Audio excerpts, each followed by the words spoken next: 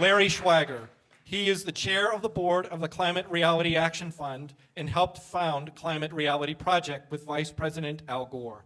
He's the former president and CEO of the National Wildlife Federation, the former president and CEO of Penn Future, and the former head of the Western Pennsylvania Conservancy. One of the major themes of the movie was the undue influence of money in our government systems, and Larry Schweiger, among your many other accomplishments, you've written an entire book on climate crisis and corrupt politics. Would you like to respond to any of this?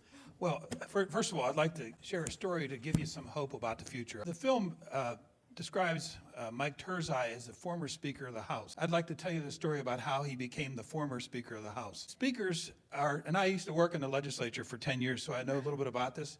They pick speakers from safe districts so that they can do whatever they damn well want to do without any political pressure. And Mike Turzai was from a rock-solid Republican district in Allegheny County, in northern Allegheny County, including McCandless, where I live. Turzai does the deal. He gets all this money, and incidentally, a lot more than what shows up, because he has several PACs that are pumping money into lawmakers. And he's the guy that divvies up the money to the people who are going to vote for this nonsense. Turzai also took a check for $60,000 from a large company that we all know that wanted to build a large shopping center in McCandless. And this company gave him the money. He then got all of his cronies in McCandless Township to work on this deal of putting in a new Walmart on a 2-lane highway right next to North Park.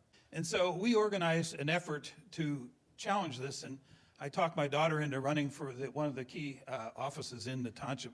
We ended up flipping the entire McCandless Township to such a degree, and in fact, Turzai spent probably $20,000 or more to try to defeat my daughter against his chief of staff, who worked for him about 10 years. He found a photograph of Al Gore with my daughter, because our families have been friends since they were little. He took this photograph of my daughter and Al and darkened it down so it looked really very suspicious. And I called Al up and I told him about it. He said, "I hope I don't hurt your daughter." I said, "I don't know, we'll see." We ended up having the largest turnout, and she had the most successful election in the entire county. The candidates that he was backing all lost. And he got the message from the most populous township in his district that he was in trouble. And so he decided to not run again, and ended up working for a gas company, which we all knew was going to happen. That's how we beat Turzai.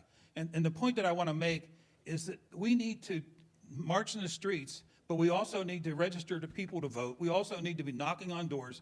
We need to turn around this country, and the only way to do that is at the local level. And so I would challenge each and every one of you to be a part of this fight that we have going forward to save this democracy and to deal with the plastic pollution and the climate pollution that we're dealing with. Thank you.